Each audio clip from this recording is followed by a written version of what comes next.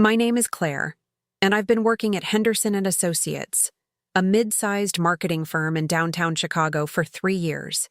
The office sits on the 32nd floor of a sleek glass building, offering a stunning view of Lake Michigan that I never get tired of seeing during my lunch breaks. The autumn wind whips through the streets below, sending colorful leaves dancing past our floor-to-ceiling windows. I've always been proud of my language skills.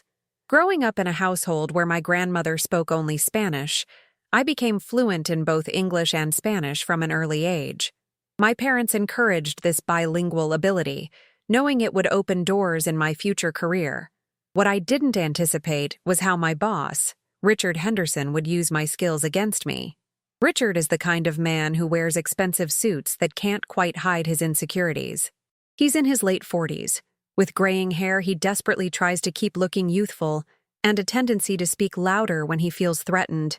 He inherited the company from his father and has been struggling to prove himself worthy of the legacy ever since. The problem started about 6 months ago when Richard discovered I spoke Spanish fluently. It happened during a casual conversation with a colleague near the coffee machine.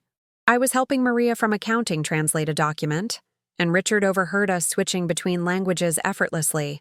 Instead of seeing this as an asset, he seemed to view it as a threat.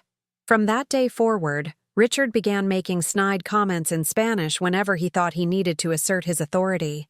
He would mutter things like, "Esta chica piensa que es muy inteligente." "This girl thinks she's very smart," or "No sabe nada del negocio real." "She doesn't know anything about real business." The irony was that his Spanish was mediocre at best, full of grammatical errors and awkward phrasing that made it clear he'd learned it from a basic language app. What made it worse was the timing. He would do this specifically when we had clients or partners in the office, thinking he was being clever by speaking in a language others wouldn't understand. It was his way of undermining me while maintaining plausible deniability.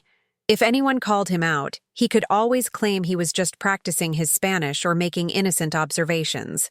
My colleagues noticed the pattern, but most of them didn't speak Spanish well enough to understand what he was actually saying. They would see him speaking in Spanish and assume he was being worldly or impressive. Sarah from the creative department would sometimes whisper to me afterward, asking if everything was okay, but I always brushed it off. I needed this job, and I knew that confronting Richard directly would only make things worse. The stress was getting to me. I would wake up on weekdays with a knot in my stomach, knowing I'd have to face another day of subtle humiliation. My apartment, a cozy one-bedroom in Lincoln Park, had become my sanctuary.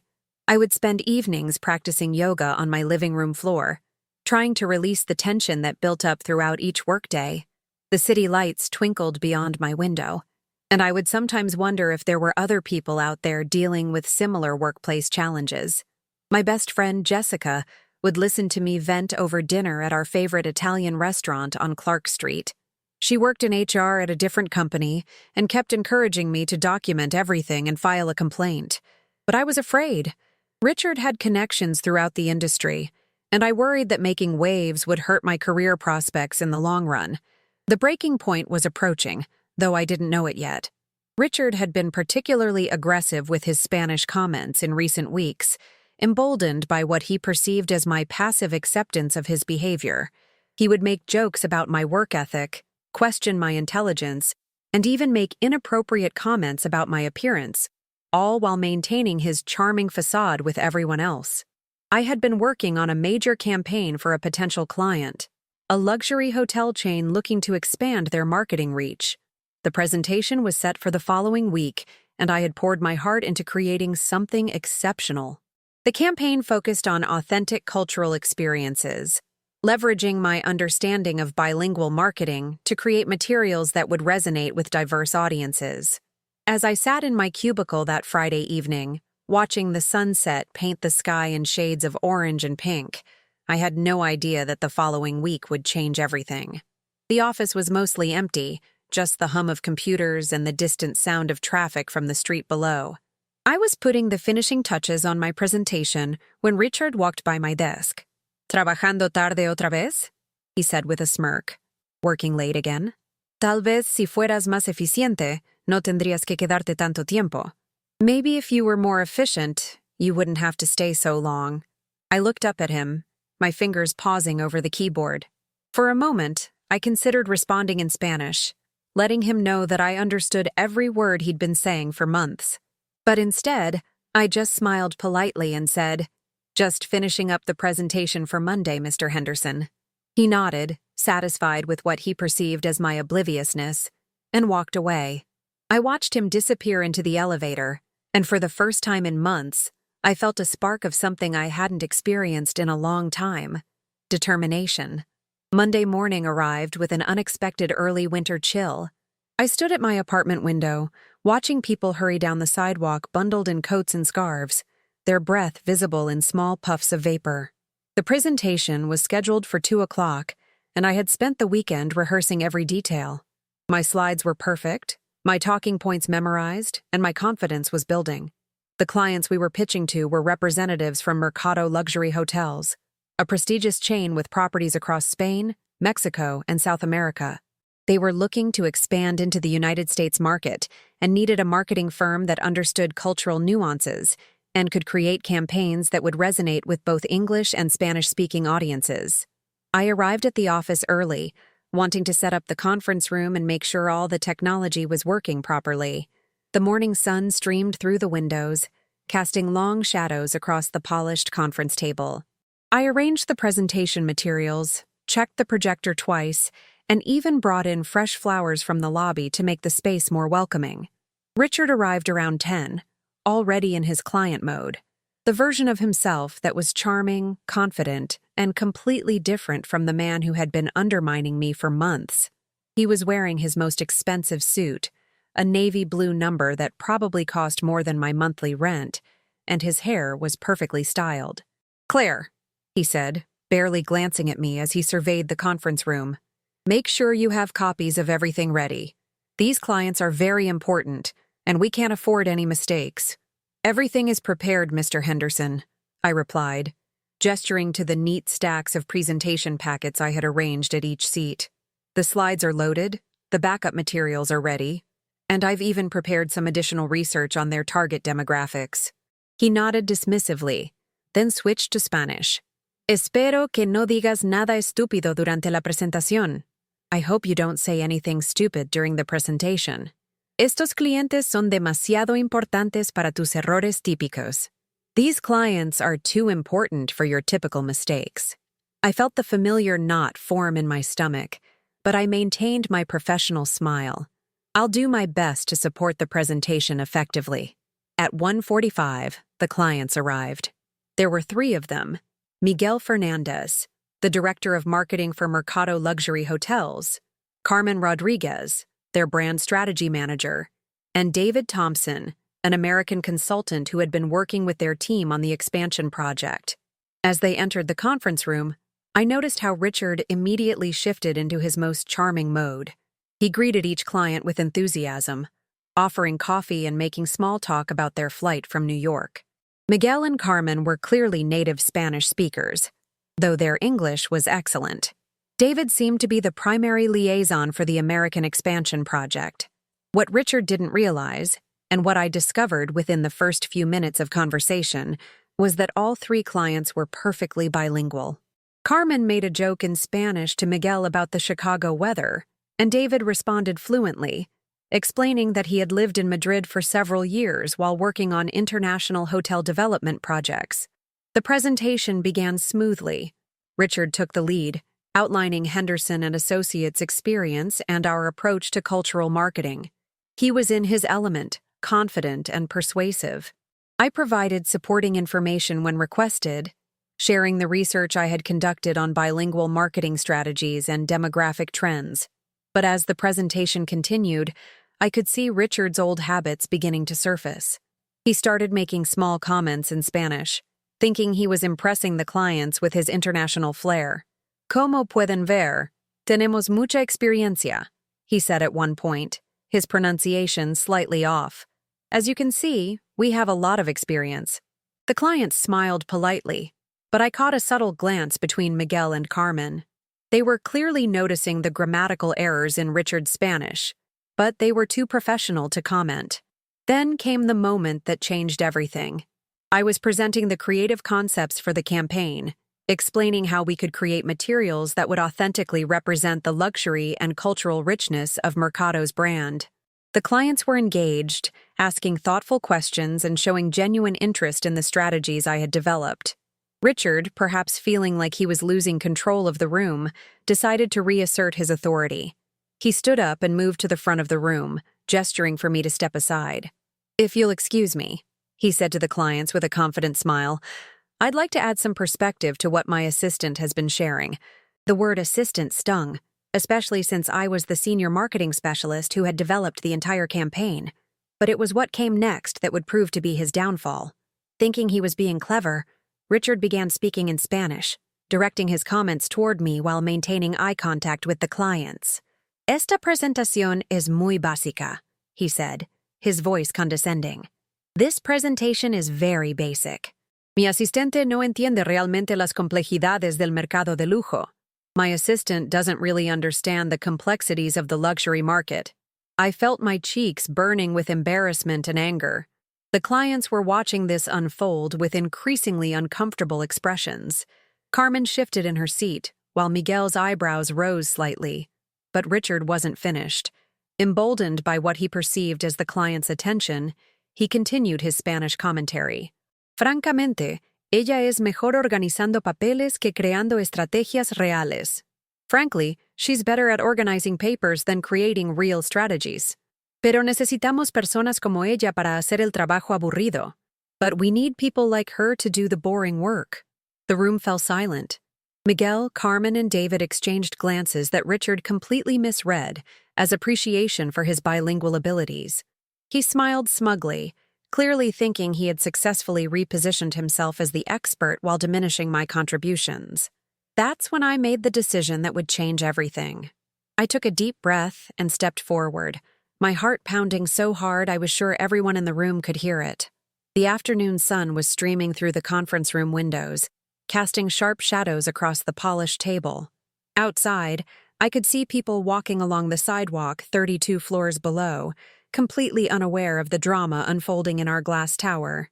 "I'm sorry," I said, my voice steady despite the adrenaline coursing through my veins. "I think there might be some confusion about what was just said, and I believe our clients deserve full transparency."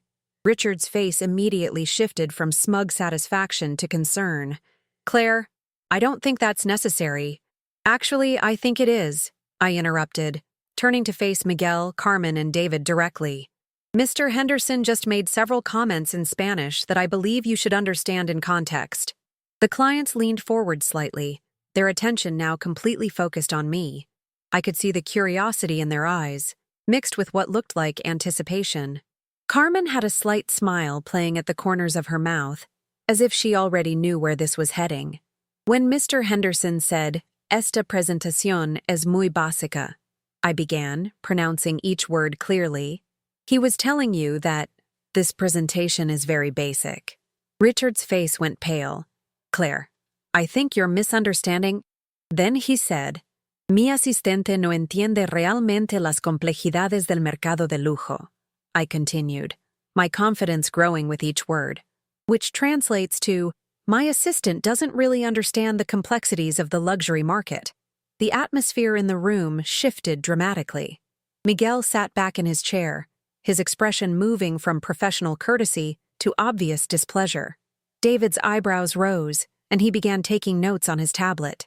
Carmen's smile had disappeared entirely, replaced by a look of professional indignation. But I wasn't finished.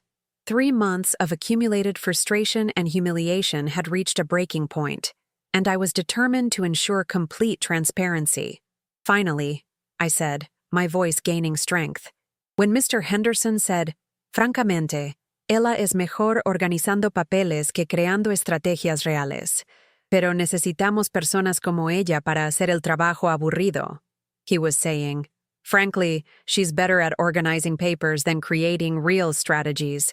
But we need people like her to do the boring work." The silence that followed was deafening. Richard's face had gone from pale to bright red, and I could see sweat beginning to form on his forehead despite the air conditioning. He opened his mouth to speak, but no words came out. Miguel was the first to break the silence. He stood up slowly, his expression stern and professional. "Mr. Henderson," he said, his English precise and clear, "I believe you should know that all three of us are fluent in Spanish. We understood every word you said." Richard's jaw dropped. I was just— "You were just what?" Carmen interjected, her voice sharp with disapproval. "Demonstrating your leadership style? Showing us how you treat the people who work for you?" David was shaking his head, still taking notes. "This is incredibly unprofessional, Richard. We're looking for a partner who values their team and understands collaborative leadership." I watched as Richard's carefully constructed facade crumbled in real time. The confidence that had carried him through decades of business dealings evaporated as he realized the magnitude of his miscalculation. He looked around the room desperately, as if searching for an escape route or a way to undo what had just happened. "Let me be clear," Miguel continued, his voice calm but firm. "We've been in business for over 30 years, and we've built our reputation on treating our employees, partners, and clients with respect. What we just witnessed goes against everything we value as a company." Carmen turned to me, her expression softening. "Ms. Mitchell, I have to say that your presentation was exceptional. The cultural insights, the demographic research, the creative concepts, everything demonstrated a deep understanding of our brand and our target market." "Thank you," I managed to say, still processing the surreal turn of events. "In fact," David added, "your approach to bilingual marketing and cultural authenticity is exactly what we've been looking for. It's sophisticated, nuanced, and shows a genuine appreciation for the communities we serve." Richard finally found his voice, though it came out as a desperate whisper. "Please, let me explain. I was just trying to— I meant to—" "You meant to what?" Miguel asked, his tone cold. "Undermine your own team member in front of potential clients? Demonstrate that you don't value the very expertise we're seeking?" The room felt charged with tension. Outside, clouds were gathering over Lake Michigan, and the light in the conference room had shifted from bright afternoon sun to the gray tone that precedes a storm. I could hear the distant hum of traffic and the faint sound of wind against the windows. Carmen gathered her materials and stood up. "Mr. Henderson, I think this meeting is over. We'll be in touch with our decision." As the clients prepared to leave, Miguel approached me directly. "Ms. Mitchell, would you be available for a brief conversation? Perhaps we could step into the hallway?" I glanced at Richard, who was still standing frozen in place, his face a mask of shock and regret. "Of course," I said. We moved into the hallway outside the conference room, leaving Richard alone with his thoughts and the debris of his professional reputation. The corridor was quiet, except for the soft hum of the building's ventilation system and the occasional ding of elevator doors. "That took courage," Carmen said, her voice warm and appreciative. "I imagine that wasn't easy for you." "It wasn't," I admitted, "but I felt like you deserved to know the truth about what was being said." David nodded approvingly. "Professional integrity is rare these days. What you did in there showed character." Miguel pulled out his business card and handed it to me. "Ms. Mitchell, we're going to be making some decisions about our marketing partnership over the next few days. Regardless of what happens with Henderson and Associates, I'd like to stay in touch. Your work is impressive, and your approach to cultural marketing is exactly what our industry needs." As they walked toward the elevator, I stood in the hallway holding Miguel's business card, my mind racing to process what had just happened. Through the glass wall of the conference room, I could see Richard slumped in his chair, staring at the presentation materials scattered across the table. The afternoon storm that had been brewing finally broke, and rain began pattering against the windows. I watched the water streak down the glass, distorting the view of the city below, and realized that my professional life had just been transformed in the span of 15 minutes. The next morning, I woke up to my phone buzzing with messages before my alarm even went off. The gray November sky outside my Lincoln Park apartment matched my mood. Uncertain, but somehow clearer than it had been in months. I had barely slept, replaying the events of the previous day over and over in my mind. The first message was from Jessica. "OMG, Sarah from your office called me last night. Is it true about what happened with Richard and the Spanish clients?" Word travels fast in a city like Chicago, especially in the tight-knit world of marketing and advertising. I quickly scrolled through several more messages from colleagues, some offering support, others asking for details. The story was already spreading through the professional network that connected agencies across the city. I made myself coffee and sat by my living room window, watching the early morning commuters hurry past on the sidewalk below.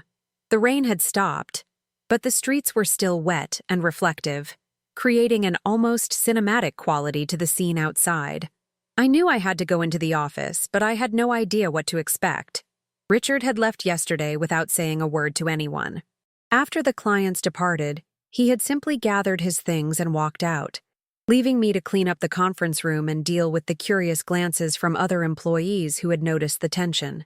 By the time I arrived at Henderson and Associates, the office was buzzing with subdued conversations that stopped whenever I walked by. I could feel eyes following me as I made my way to my desk, but I tried to maintain my composure and focus on my work. At 10:30 a.m., my phone rang. It was Richard's assistant, Margaret, asking me to come to his office immediately. My stomach dropped. I had been expecting this conversation, but I still felt nervous as I walked down the hallway toward the corner office with its view of the lake. Richard looked like he had aged 10 years overnight. His usually perfect hair was disheveled, his tie was askew, and there were dark circles under his eyes. He was staring out the window when I entered, and it took him a moment to acknowledge my presence. "Sit down, Claire," he said without turning around. His voice was flat, defeated. I took a seat in one of the leather chairs across from his desk, my hands folded in my lap. The office felt different somehow.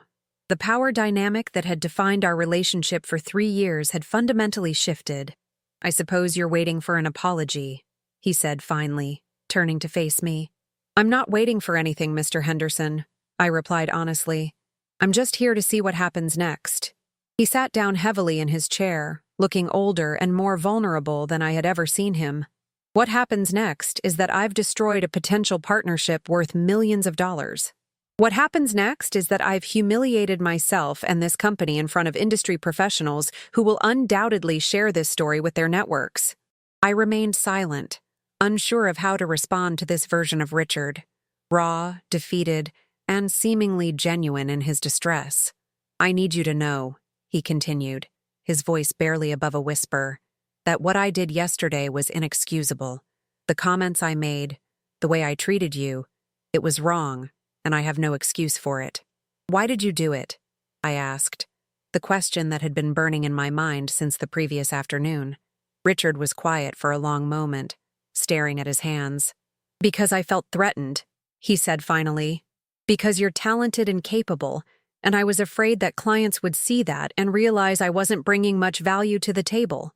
The honesty was surprising, even refreshing, but it didn't erase months of humiliation and professional undermining. "I built this company on my father's reputation," he continued. "I've been struggling to prove myself worthy of his legacy, and instead of focusing on growing and learning, I let my insecurities turn me into someone I don't recognize." My phone buzzed with a text message. It was from Miguel Fernandez. "Can you call me this afternoon? We'd like to discuss an opportunity." Richard noticed my distraction. "Is that them?" he asked. I nodded, showing him the message. "Good," he said, surprising me. "You should take that call. You should explore whatever opportunity they're offering." "Mr. Henderson." "Claire, let me be clear about something. Yesterday's presentation was brilliant. The cultural insights, the demographic research, the creative concepts, that was all your work, wasn't it?" I nodded again. "I thought so. I've been taking credit for your ideas and undermining your contributions because I was afraid of being overshadowed. That's not leadership. That's cowardice." The conversation was interrupted by a knock on the door. Margaret entered with a grim expression. "Mr. Henderson, I have Miguel Fernandez on line 1. He says it's urgent." Richard's face went pale again. "Put him through." The call lasted less than 5 minutes.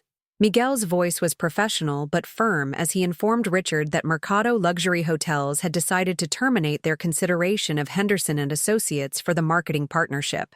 He mentioned that the decision was based on fundamental differences in values and professional conduct.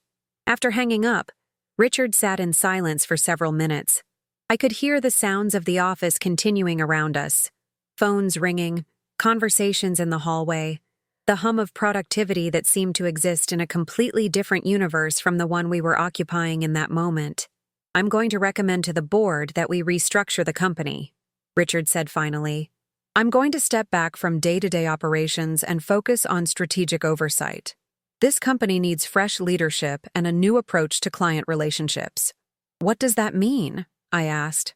"It means I'm going to recommend you for promotion to Director of Cultural Marketing.